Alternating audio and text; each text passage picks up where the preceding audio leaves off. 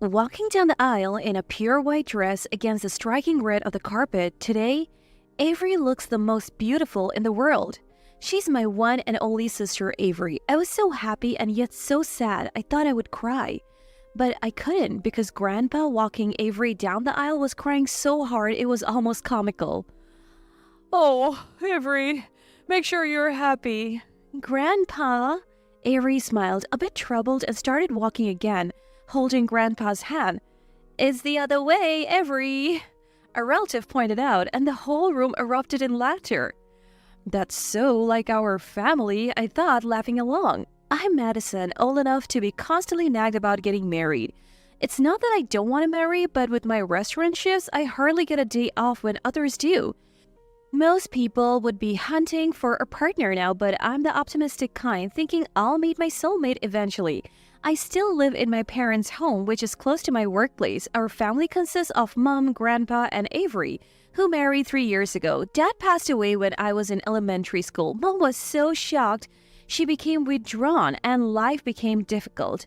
That's when Grandpa came into our lives. Mom was the youngest and only daughter among 5 siblings. Pampered and protected, she grew up relaxed and gentle.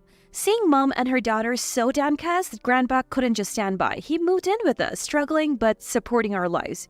Years passed, we recovered, but Grandpa stayed. No relatives opposed. Grandma had passed away early, so it was comforting for them to know he was with us. That's why Grandpa is such an important part of our family. Is Avery coming home this Christmas? Grandpa, you always ask that. I messaged Avery the day before yesterday, so just wait. When Christmas songs start playing in the streets, Grandpa becomes restless, always asking about Avery. Like Mom, Avery avoids conflicts and is calm, which worries Grandpa. And he worries about me too in a different way for my carefree go-with-the-flow attitude. Because, Avery hasn't been back since her child was born. I'm just so worried. Well, that's true. Actually, I've been a bit worried myself. After getting married, Avery moved to the next state, living with her in-laws. Since she didn't return to our parents' home even for childbirth, we only visited her once at her in-laws' after her son Henry was born. Henry must be turning 1 soon.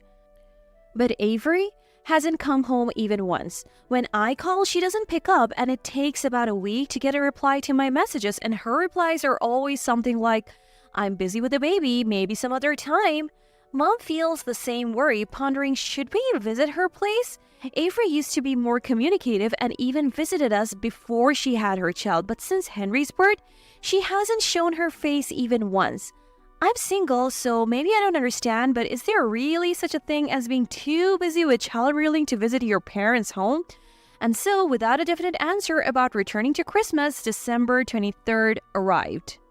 The restaurant I worked at is closed for a short Christmas vacation, so I was making some appetizers for the family gathering tomorrow. Mom, peeling potatoes next to me, murmured quietly, I hope we can see Avery and Henry next year. Yeah, maybe I'll try contacting Avery again after the new year. As we were talking, suddenly a loud voice outside yelled, Avery! Shocked by the unexpected name, Mom and I exchanged glances and hurried outside. There, in front of a stunned Grandpa, stood Avery. Avery? Mom? Madison? I rushed to Avery, stunned by her appearance. It looked like it might snow tonight, yet Avery was wearing just a sweatshirt and sandals barefoot. The sweatshirt was frayed in places, not at all suitable for going out. Her hair was disheveled, her skin rough. The radiant, beautiful Avery I saw at her wedding was nowhere to be found, but her son Henry was warmly dressed, sleeping comfortably in his baby carrier. Let's go inside, okay? Mom gently urged Avery into the house. Grandpa and I quickly followed. Mom took care of Henry, while I made some hot cocoa.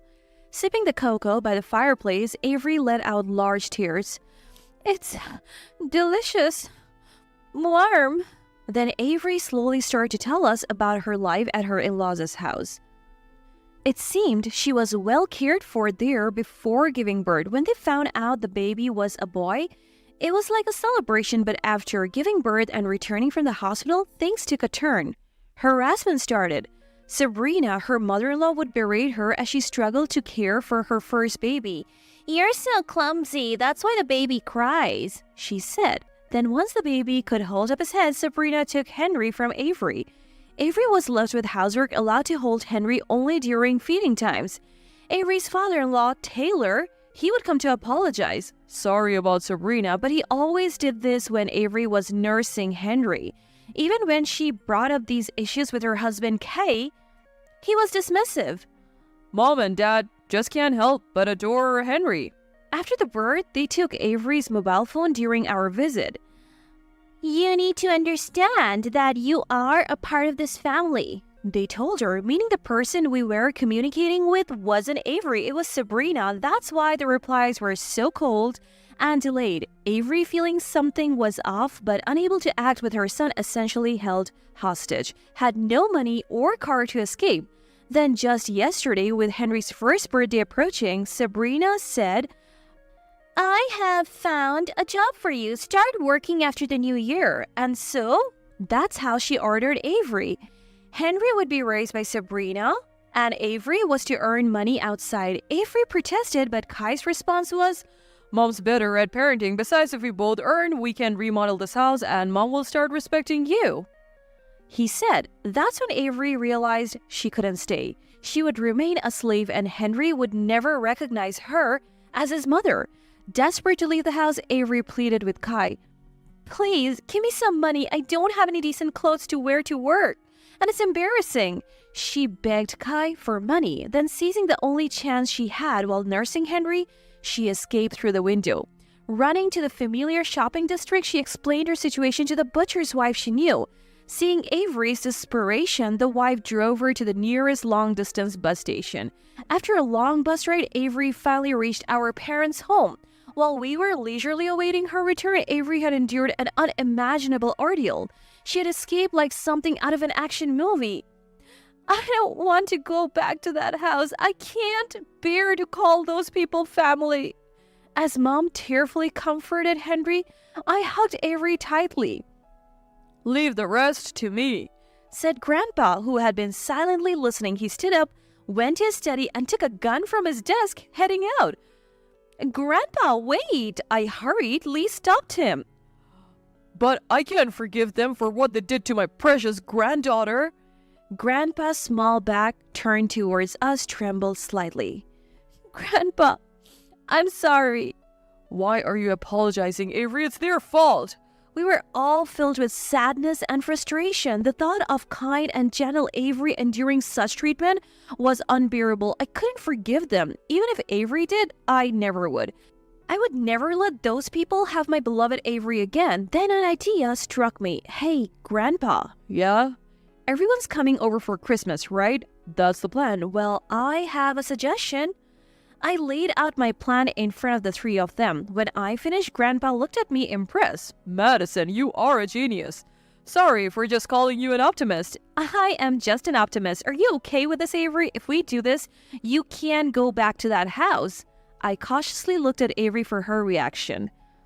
"Yes, I want a divorce," Avery said it firmly, which surprised me seeing her assert herself so clearly for the first time. "I want to live as Henry's mom. I didn't marry to become a slave in that house." "That's great. If Avery was on board, we could proceed without hesitation." Now that it's settled, we need to talk to the rest of the family. We started calling relatives, using mobile phones and the house phone. Mom even spoke to Kai. "Your wife and son are here. We'll deliver them tomorrow at noon?" It was a stroke of luck that Avery's mobile phone was still taken away by Sabrina. It spared Avery from any calls from her. Relieved to see Avery and Henry sleeping together for the first time in months, I went to bed ready for tomorrow. The next morning, 3 cars headed to Avery's in-laws' house. Mom and Avery stayed behind. Ringing the doorbell, hurried footsteps approached and the door opened. Sabrina, with a demonic expression, and Kai, with a sickening smile, greeted us. Happy Christmas."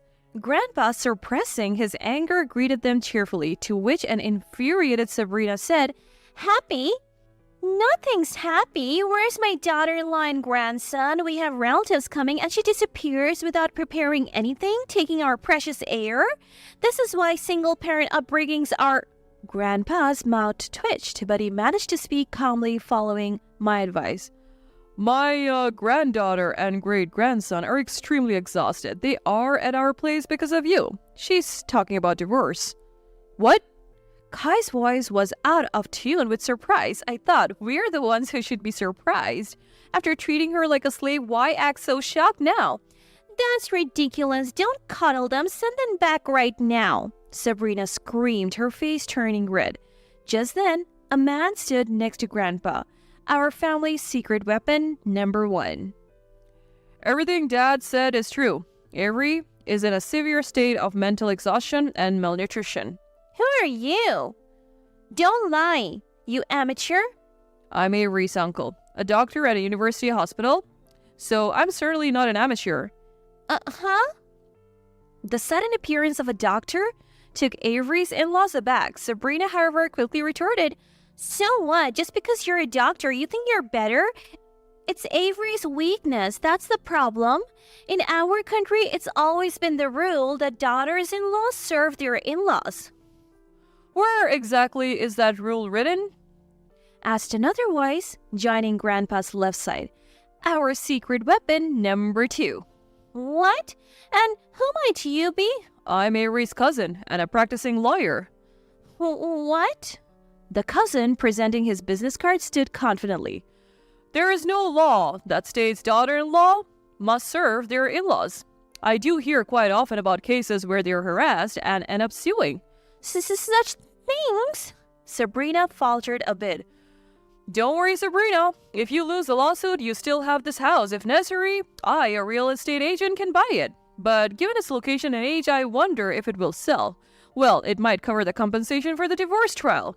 Secret weapon number 3, a real estate agent, Uncle suggested with a smile. Or you can take a loan. I'll introduce you to our bank's credit card loans. Said secret weapon number 4, a bank working uncle presenting a loan pamphlet to Sabrina. Uncles, let's start with a job. Here, Job Listings magazine.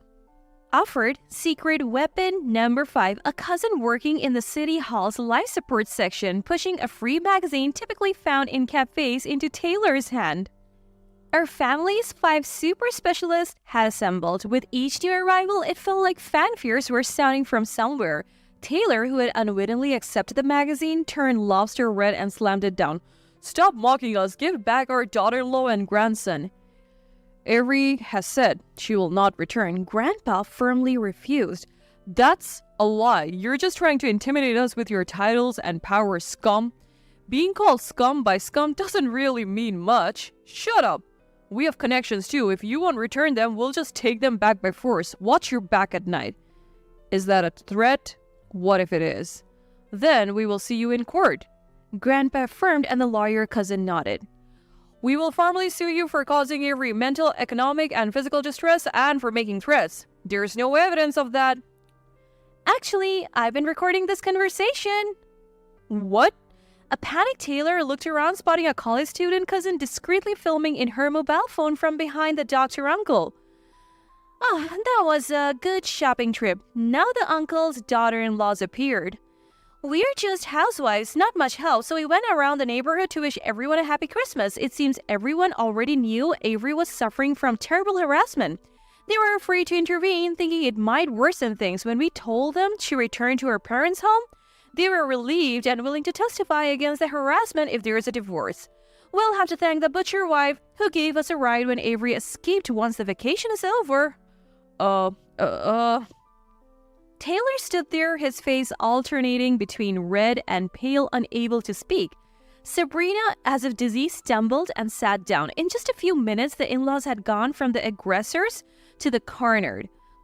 We declared the emancipation of Avery. The plan was a resounding success, and I breathed a sigh of relief. Approaching a pale-faced Kai, I said, "So, dear brother-in-law, we'll be taking Avery back." No. Kai, in a pitiful voice, began to cry. He was too weak to make excuses or plead, confirming my belief that such a man couldn't be trusted with Avery. I congratulated myself for executing this plan. Afterwards, we all headed to Grandpa's eldest son's house and celebrated with the appetizers I had prepared. Avery thanked everyone profusely, hugging Henry and smiling happily. Just seeing her like this was enough for us. Avery was adored by all our relatives. The divorce mediation was difficult. Despite having such compelling evidence, the opposing lawyer also advised them that they could not win. Yet Kai's family stubbornly argued. They said they didn't need the daughter-in-law but wouldn't let go of the heir, throwing tantrums. Kai said, I didn't know you were suffering so much. Mom and daughters are reflecting. Come back to us. I love you and Henry more than anything. His remarks were just nonsensical. Kai, a true scion of a worthless family, was stunning in his inadequacy. Their claims were futile, as the fault was clearly on Kai's side and Avery was capable of parenting. Eventually, Taylor's relatives convinced them to give up. We made sure Avery received compensation and child support, finalizing the divorce. A year later, Kai's family was struggling to find a new daughter-in-law. Neighbors aware of their harassment wouldn't let their daughters or acquaintances marry into such a household. Kai's workplace also learned of his misdeeds, leading to uncomfortable days for the in-laws. Kai, undeterred, sent Avery reconciliation messages. I still love you. You're the only one who can make me happy. A world without you and Henry is worthless. Like some kind of a delusional Romeo, perhaps? Of course, there was no Juliet here to weep over these Romeo messages. Eventually, the lawyer cousin created a restraining order and the messages stopped. 6 months later, it was Henry's 3rd birthday.